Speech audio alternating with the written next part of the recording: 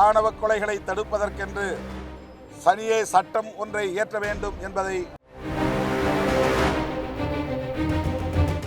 சமத்துவ நாளில் மாண்புமிகு முதல்வருக்கு விடுதலை சிறுத்தைகள் கட்சி விடுக்கிற வேண்டுகோள். வீர வணக்கம் வீர வணக்கம் வீர வணக்கம் வீர வணக்கம் வீர வணக்கம் புரட்சியாளர் அம்பேத்கருக்கு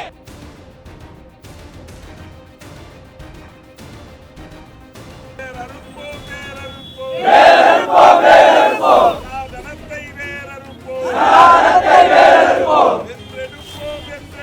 வென்றெடுப்போம் வென்றெடுப்போம் சமத்துவத்தை வென்றெடுப்போம்.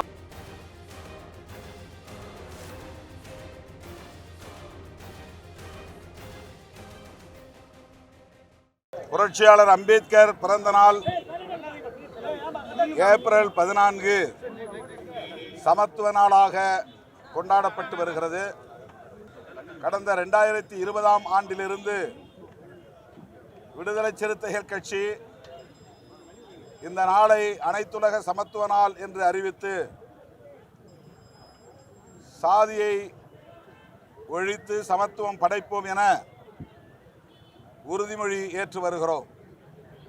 கடந்த 2022ஆம் ஆண்டிலிருந்து தமிழ்நாடு அரசு ஏப்ரல் 14 சமத்துவ நாளாக அறிவித்து தமிழ்நாடு முதலமைச்சர் உள்ளிட்ட அமைச்சர் பெருமக்களும் அதிகாரிகளும் பொதுமக்களும் இந்த நாளில் சமத்துவ நாள் உறுதிமொழி ஏற்று வருகின்றனர்.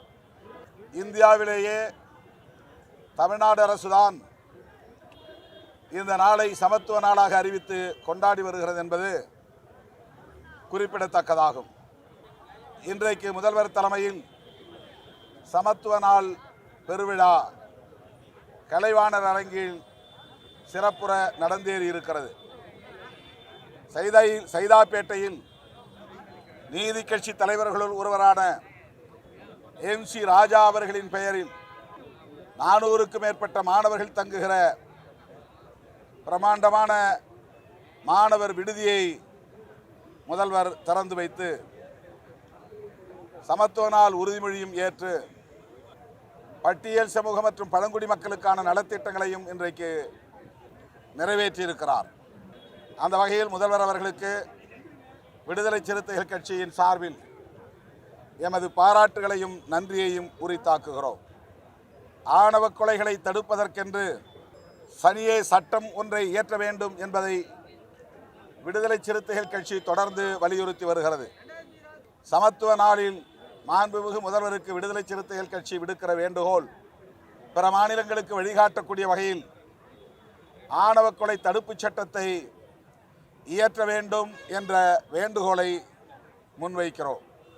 இன்றைக்கு நடைபெற்ற சமத்துவ நாள் விழாவில் புரட்சியாளர் அம்பேத்கரின் பெயரன் திரு பிரகாஷ் அம்பேத்கர் அவர்களும் இந்த கோரிக்கையை எழுப்பியிருக்கிறார் என்பது குறிப்பிடத்தக்கதாகும். ஆகவே பெரியார் அம்பேத்கர் கொள்கை வழியில் சமத்துவத்தை நிலைநாட்டுவதற்காக களமாடி வருகிற மாண்புமிகு முதல்வர் அவர்கள் இந்த கோரிக்கையை பரிசீலிக்க வேண்டும், இந்த சட்டத்தை இயற்றி பிற மாநிலங்களுக்கு வழிகாட்ட வேண்டும் என்று கேட்டுக்கொள்கிறேன்.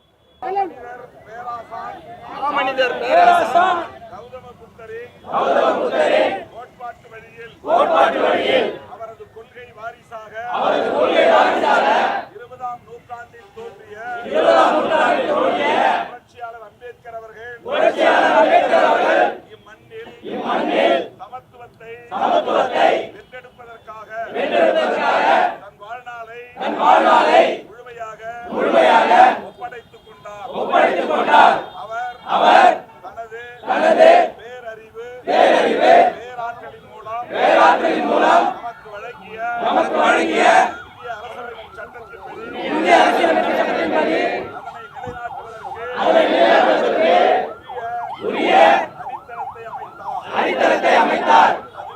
அதுவே அரசமைப்பு சட்டத்தின் 14வது உறுப்பாகும். இந்திய அரசானது தனது ஆட்சி பரப்புக்குள் சட்டத்தின் முன்னால் சமத்துவத்தையும் சட்டங்கள் அளிக்கும் பாதுகாப்பின் சமத்துவத்தையும் எவர் ஒருவருக்கும் மறுத்தல் ஆகாது. இதுதான் அரசமைப்பு சட்டம். இந்தியாவில் வசிக்கும் ஒவ்வொருவருக்கும் அளிக்கும் சமத்துவ உரிமையாகும். இந்தியாவில் வசிக்கும் யாவரும் சட்டத்தின் முன்னால் சமம்.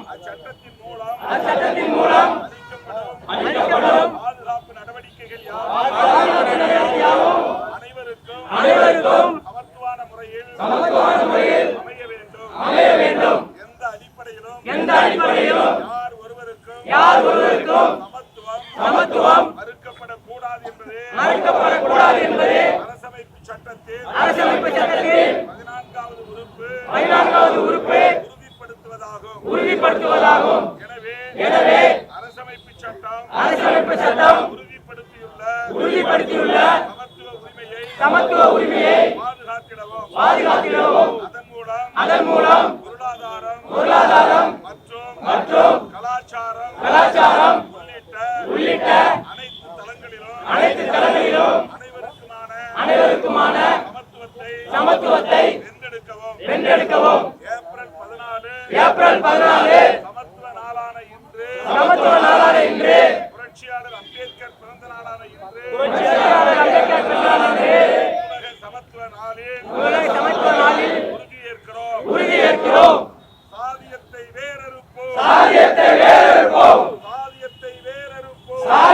வேறறுப்போம். மானுட சமத்துவத்தை வென்றெடுப்போம். உறுதியேற்போம். சாதியத்தை வேறறுக்க சனாதனத்தை வேறறுக்க உறுதியேற்போம். வென்றெடுப்போம்.